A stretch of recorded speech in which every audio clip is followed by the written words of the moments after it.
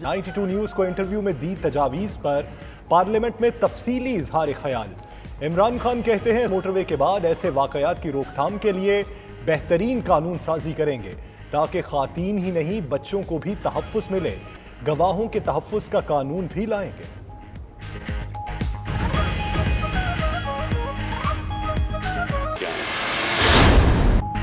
हुकूमत की बड़ी कामयाबी, मुश्तरका इजलास में बिल समेत अहम कानून साजी करा ली।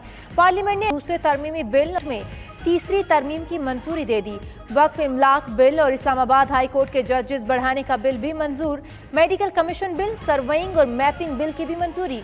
अपोजिशन ने पहले शोर मचाया, बिल्स रोक न पाई तो वॉकआउट का रास्ता अपनाया।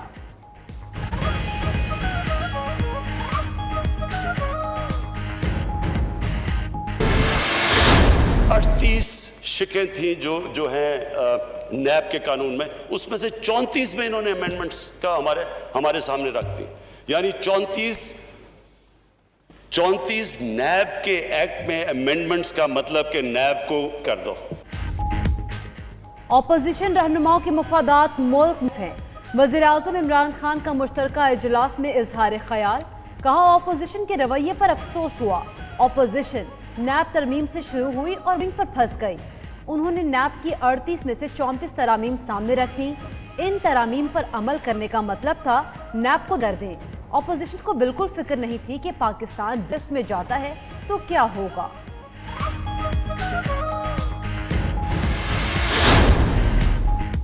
ऑपोजिशन ने आज पार्लिमानी जमहूरियत की तारीख का दिन करार दे दिया। शहबाज शरीफ कहते हैं स्पीकर ने वज़ीर-ए-आज़म की डिक्टेशन पर असेंबली की रवायात को दिया। ऑपोजिशन जमातों ने बड़ी मेहनत से तरामीम तजवीज़ की थी, वो अपने मफाद की नहीं पाकिस्तान के मफाद की बात कर रहे थे। बिलावल भुट्टो बोले, हुकूमत ने कानून साजी के लिए ही रास्ता इख्तियार किया।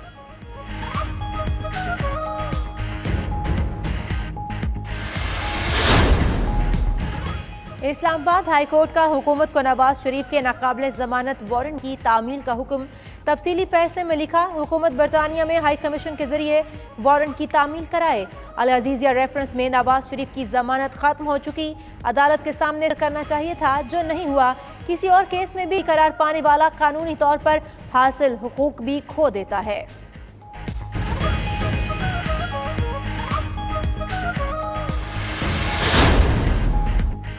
केस में शहबाज शरीफ की उबूरी जमानत में 21 सितंबर तक तौसी कर दी। मीडिया से गुफ्तगू में शहबाज शरीफ ने कहा, अदालती फैसलों का एहतराम करते हैं, नवाज शरीफ को इलाज करा कर आना चाहिए।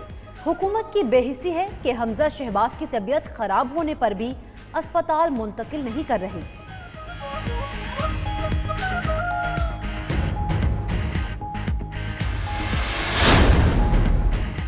लाहौर हाई कोर्ट का पुलिस के सीनियर अफसरान को हर जिले में रात को करने का हुक्म। चीफ जस्टिस कासिम खान ने रिमार्क्स दिए, हुकूमत आइन के तहत शहरियों के तहफ़्फ़ुज़ की पाबंद है।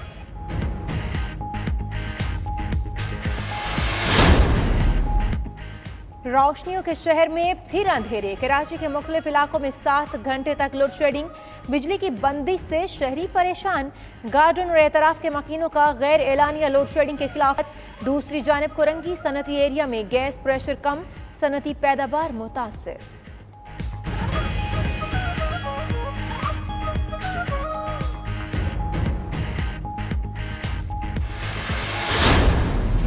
पाकिस्तान के नए नक्शे पर रूस ने भी मौक़िफ़ की तायद की। मोईद यूसुफ की शंघाई ताउन तंजीम इजलास से मुतालिक मीडिया को ब्रीफिंग। कहा, भारत ने रूस से पाकिस्तान के नक्शे पर एतराज़ किया। पाकिस्तान ने तहरीरी जवाब से रूस को कायल किया। अजीत दोवल इजलास छोड़कर चले गए। रूसी मुशीर कौमी सलामती की तकरीर भी ना सुनी। शाह महमूद कुरैशी का कहना है कि इजलास में भारत को नदाना पड़ी।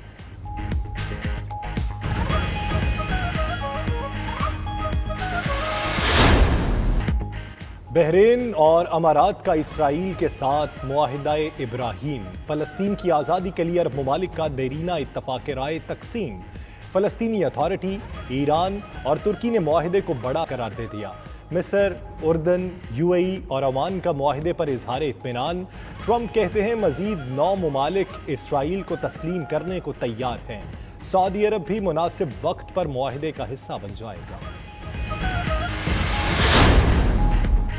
پی سی بی اور پی ٹی وی اسپورٹس میں 3 سالہ معاہدے پر دستخط، کرکٹ بورڈ کو $20 کروڑ کی آمدن متوقع۔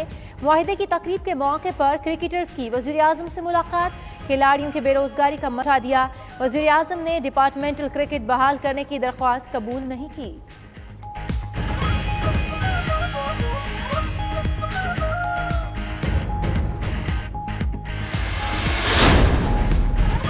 مشہور ترک ڈرامے ارطغرل غازی کے کردار دوان 2 روزہ دورے پر پاکستان پہنچ گئے۔ ترک اداکار ایڈوکیٹ مصور عباسی کے ساتھ مختلف مقامات کا دورہ کریں گے۔ دوان پاکستان میں کئی سیاسی و سماجی شخصیات سے ملاقاتیں بھی کریں گے۔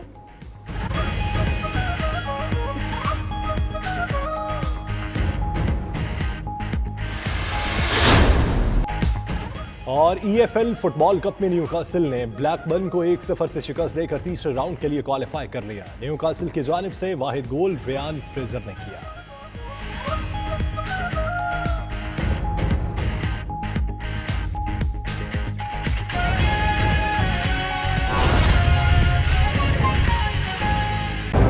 میں سب سے پہلے تو اس نئی ڈیولپمنٹ پہ احسان آپ کو اور پی ٹی وی آپ کو خاص طور پہ مبارک دیتا ہوں، اور پھر یہ جو آئی میڈیا ہے،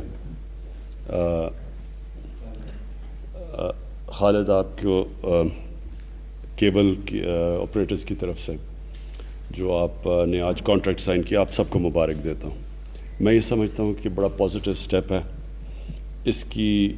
اس کے جو پہلو ہیں میرے لیے اور میرے ملک کے لیے، وہ سب سے امپورٹنٹ یہ ہیں کہ یہ کرکٹ ڈیولپمنٹ کے اوپر جائے گا، یہ پی ٹی وی کی جو ساری کوریج ہے، جو اس کی کوالٹی ہے، اس کو اوپر اٹھائے گا، اور پھر جو پاکستان کے اندر ہمارے جو عوام ہے، جو سپورٹس سے پیار کرتی ہے، جو کرکٹ سے خاص طور کے اوپر جو کرکٹ پہ اتنا انٹرسٹ لیتی ہے، ان کے لیے بھی بڑا امپورٹنٹ ہے کہ ہم پی ٹی وی لیڈ لے کوریج کے اندر اور سپورٹس کوریج کے اندر، اور خاص طور پہ کرکٹ کی کوریج۔ میں پہلے تو اپنی کرکٹ ٹیم کی، اپنی نیشنل کرکٹ ٹیم اور کرکٹ کے اوپر مختصر بات یہ کرنا چاہتا ہوں کہ میں جتنی بھی دنیا میں کرکٹ کھیلا، میں نے سمجھا کہ جتنا ٹیلنٹ پاکستان میں ہے، میں نے ہمیشہ یہ کہا دنیا میں کہیں میں نے اس طرح کا ٹیلنٹ نہیں دیکھا، اور ہمارا جو ٹیلنٹ تھا وہ ایک سسٹم نہ ہونے کے باوجود نکلتا تھا۔ سسٹم کی وجہ سے ہمارا ٹیلنٹ اوپر نہیں آتا تھا۔ ہمارے ملک میں اس طرح کے کھلاڑی ٹیسٹ کرکٹ کھیلے ہیں جو دنیا میں اس طرح کے کبھی بھی کھلاڑی ڈائریکٹ کلب کرکٹ سے ٹیسٹ کرکٹ نہیں کھیلے۔